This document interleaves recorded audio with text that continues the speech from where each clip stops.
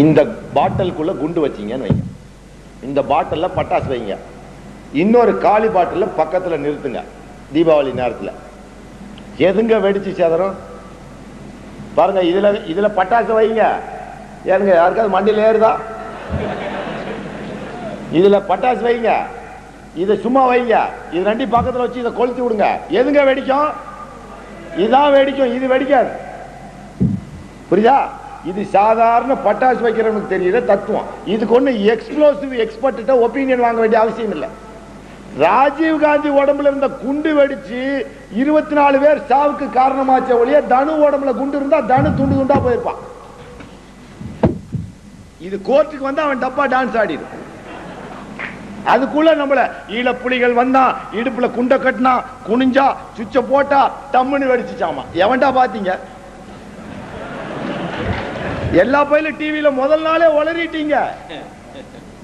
Rajiv செத்தன்னைக்கு Jayanthi Nataraja owned அழுகுறா. டம்முன்னு சத்தம் கடிச்சு அண்ணாந்து பார்த்தாலாமா, கருப்பு புகை தெரிஞ்சான். மரகதன் சந்திரசேகரன் டம்முன்னு வெடிச்சு அண்ணாந்து பார்த்தாலாமா, மேல கருப்பு புகை. திண்டிவன ராமமூர்த்தி டம்முன்னு வெடிச்சாமா, அண்ணாந்து பார்த்தாலாமா. மூப்பனார் டம்முன்னு வெடிச்சாமா, அண்ணாந்து பார்த்தாலாமா. எல்லாம் அண்ணாந்து பார்த்துட்டான். எவனும் ஐ விட்னஸ் கிடையாது, ஆகாய விட்னஸ் தான். மயிரில் ஜெயிக்கும் கேஸ். அல்லாட்டு வீடியோ பண்ணி எடுத்து வச்சிருக்கான்.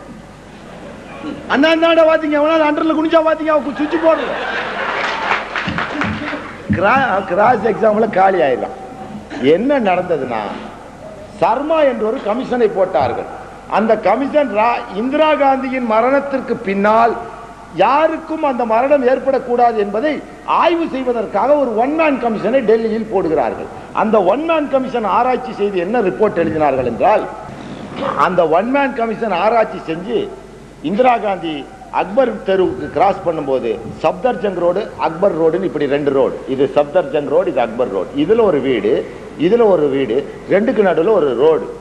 அந்த ரோட்டை கிராஸ் பண்ணும்போது ஒரே வீட்டுக்குள்ள காம்பவுண்டுக்குள்ள அந்த அம்மா சுடப்பட்டு சாகப்படுகிறார். எப்படி? அதுக்கு முன்னாடி அந்த அம்மா ரேய் தும் காக்கராகோ என்னடா செய்யற நீ அப்படி கேட்டிருக்காங்க. அவன் துப்பாக்கி தூக்கி இப்படி பொசிஷன் எடுக்கவும் அந்த அம்மா பேசவும் 17 செகண்ட்ஸ் டைம் இருந்திருக்கு. 17 நொடிகள்.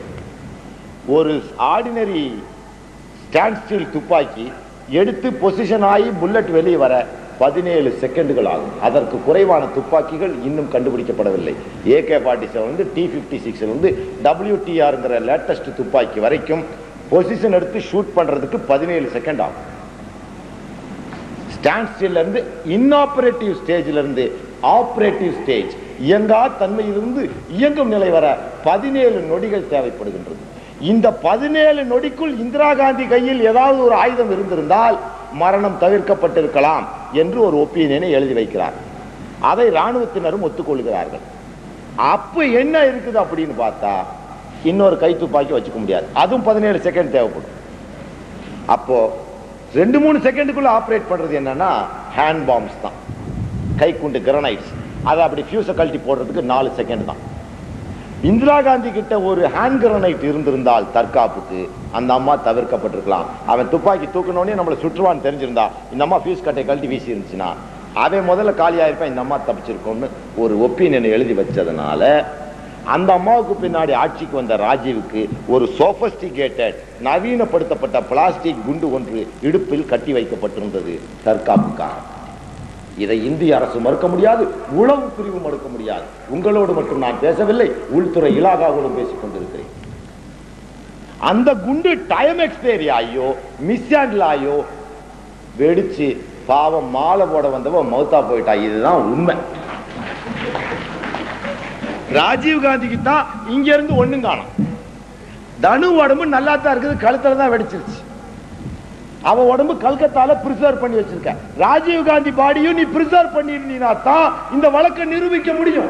அவன் அவசர அவசரமா எரிச்சதே அவன் தான் கொலையாளி என்பதை மறைப்பதற்காக போலீஸும் காவல்துறையும் உள்துறையிலாகவும் புலனாய்வுத்துறையும் சேர்ந்து சதி செய்து பிணத்தை எரித்து விட்டார்கள்.